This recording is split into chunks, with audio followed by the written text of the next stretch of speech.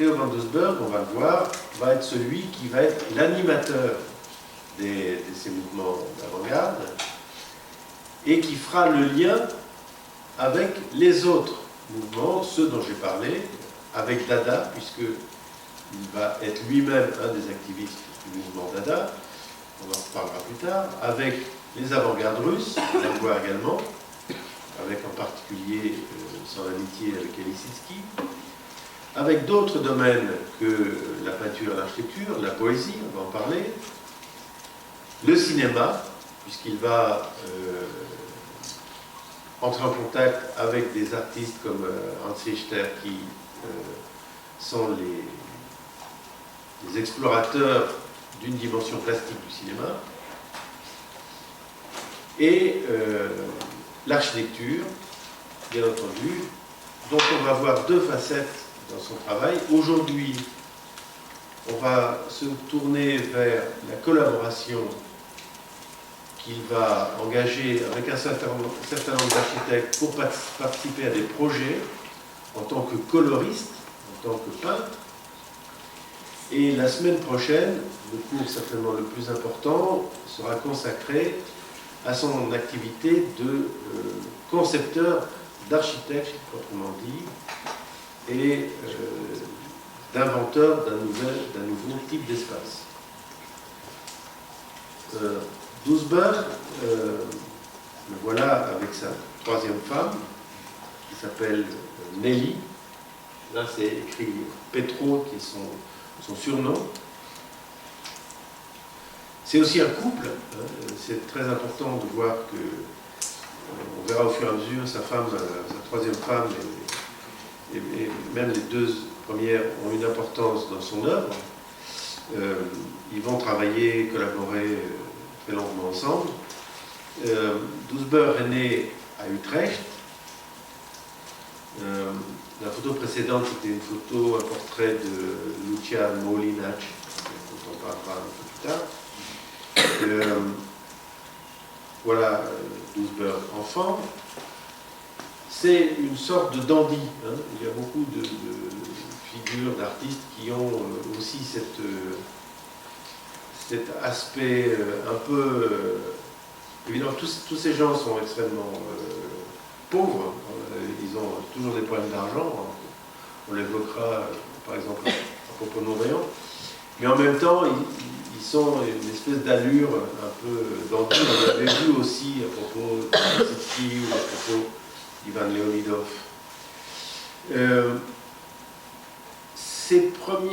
Son premier centre d'intérêt, c'est la littérature. Il quitte la maison de ses parents à l'âge de 18 ans pour commencer à faire de la poésie, s'intéresser à l'architecture, à la littérature. Et il va se lier d'amitié avec ce monsieur qui est en burkini, là, voilà, qui s'appelle Anthony Koch, qui est un écrivain, et qui va être son ami et son référent, son confident, disons. Il y a un très grand nombre de lettres entre Anthony Koch et Doesburg, et ces lettres sont intéressantes parce que Doesburg lui raconte avec un enthousiasme toujours débordant tout ce qu'il fait, tous ses progrès, ses malheurs. Voilà. Et donc il y a une espèce de dialogue avec Anthony Koch.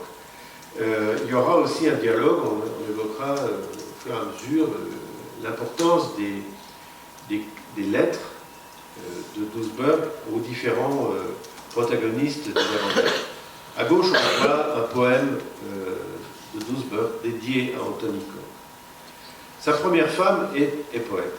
Elle s'appelle Anita Feiss.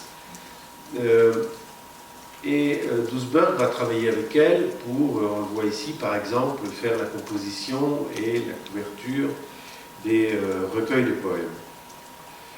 Ben voilà, elle est dessinée en portrait par Doesburg, et il va divorcer, se remarier avec cette jeune femme qui s'appelle Lena Milius, qui va être également collaboratrice à partir de 1917 à la fondation de la revue qui porte le nom du mouvement, qui est la revue De Stijl, le style, c'est en français.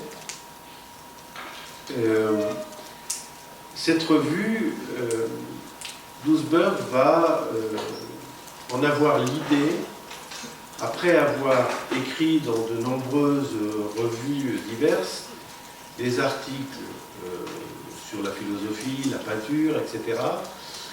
Un de ces articles, il va le consacrer à un peintre dont il a entendu parler, qui s'appelle Mondrian, qui vit à Paris, il ne connaît pas, il a vu des tableaux, et il écrit un article, une critique sur ce peintre. Et puis, il est vraiment intéressé par le travail de ce Mondrian, et il lui écrit. Donc il va s'engager les premiers contacts entre deux, qui seront des contacts épistolaires. Mondrian va avoir l'obligation de rentrer en Hollande à cause de la mort de son père. Donc il retourne en Hollande, je crois, fin 1916, quelque chose comme ça, 1917. Et à ce moment-là, seulement il rencontre Doesburg, et Doesburg lui propose de fonder une revue, et ils organisent un petit groupe de participants à cette revue, dont un autre peintre qui s'appelle Bart van der Leck, qui a une très grande importance, dont on parlera dans le cours suivant. Et puis, pour étoffer un peu la revue, ils se disent, enfin, Doesburg pense qu'il faut y ajouter des architectes. Les revues d'avant-garde à cette époque-là sont très nombreuses, et on verra qu'il y a des croisements, des contacts, des échanges dans tous ces pays d'Europe et de Russie, à partir de l'activité des revues. Là aussi, c'est une chose qui a disparu aujourd'hui. Il n'y a plus de revues. On a des catalogues d'images, et Internet est vraiment le lieu idéal pour trouver ces catalogues d'images, mais on n'a plus de revues critiques et on n'a plus non plus de critiques. Dans le sens, il n'y a plus beaucoup d'architectes ou de peintres qui écrivent. Alors qu'on va, avec Cyril, vous citer beaucoup d'articles, des textes théoriques écrits par ces peintres. Tout ça a régressé et a disparu. Là, on voit Doesburg chez lui, on voit des œuvres picturales, on voit aussi sur la cheminée une petite sculpture du sculpteur Georges van Tongerloo. Il n'y a pas que des peintres, on voit des morceaux de meubles, etc. L'intérêt de Doesburg va couvrir un éventail très large. Ça va du dessin, ici les portraits de Lena Milius, sa seconde femme. Et on voit les deux dans l'atelier qu'ils avaient à Leiden à cette époque-là, et à l'arrière, un tableau en cours d'élaboration par Doesburg. On est en 1917, donc la période de la fondation de la revue, tableau appelé Joueur de cartes. Cette diffusion de la réflexion se passe aussi beaucoup par les voyages. Doesburg va être quelqu'un qui va énormément voyager, on va le suivre dans ses pérégrinations, et même si De Stijl est un mouvement à la base hollandais, au fond c'est un mouvement international qui va se diffuser dans toute l'Europe. Là on les voit toujours avec Anthony Koch et sa seconde femme en France, à Tours. Ici, la sœur de sa femme, voilà Doesburg. Toujours Koch. Un peu plus tard, il va rencontrer une autre jeune femme qui s'appelle Nelly, dont on voit ici le portrait fait par le photographe américain Man Ray, à Paris.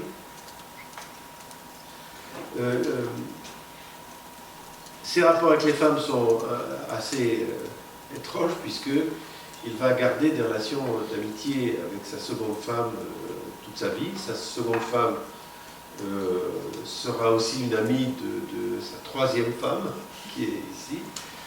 Elle sera un soutien à Doesburg toute sa vie, malgré le divorce, etc. Et elle gardera une sorte, elle sera un témoin très important de cette période vis-à-vis des historiens. D'ailleurs, on voit ici Nelly, qui a 16 ans de moins que Van Doesburg, dans l'appartement de sa seconde femme. Nelly est différente des autres parce qu'elle est encore plus engagée, c'est sûrement ce qui fascine Doesburg par parallèle, dans le rapport à l'art. Nelly est une musicienne, elle est pianiste, et vous verrez au fur et à mesure des cours qu'elle va participer non seulement à la diffusion, elle travaille sur la revue, mais aussi très fortement engagée dans le mouvement Dada. Là, on la voit, on en parlera plus tard, on consacrera un cours entier à De Stijl et Dada. On le voit ici lors d'une tournée des dadaïstes en Hollande.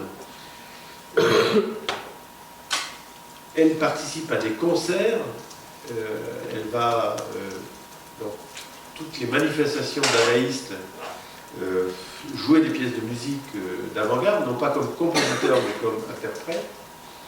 Elle sera invitée par la femme de Walter Gropius à Vienne à jouer des concerts. Vous savez que la femme de Walter Gropius, c'est la première femme de Gustav Mahler, grand compositeur autrichien. Donc, Alma Mahler va l'inviter à Vienne, participer à des concerts, et elle est toujours une sorte d'activiste, et en particulier dans les soirées dadaïstes, elle joue des pièces de musique d'avant-garde. Elle entre également en contact avec des femmes peintres qui sont très actives. On l'a vu dans la période russe, il y a au moins autant de femmes peintres intéressantes que d'hommes dans ces mouvements-là, et on l'a vu également à propos des dadaïstes. Parmi les grands peintres dadaïstes, on aperçoit, tout à fait à droite de cette photographie, la peintre allemande Anna Horch, qui est une des grandes inventeurs en particulier de la question du collage dans la période Dada. Voilà un portrait de Nelly Van Doesburg par Théo. La voilà avec le petit chien qui s'appelle Dada. Et puis donc la correspondance importante entre Mondrian et Doesburg à propos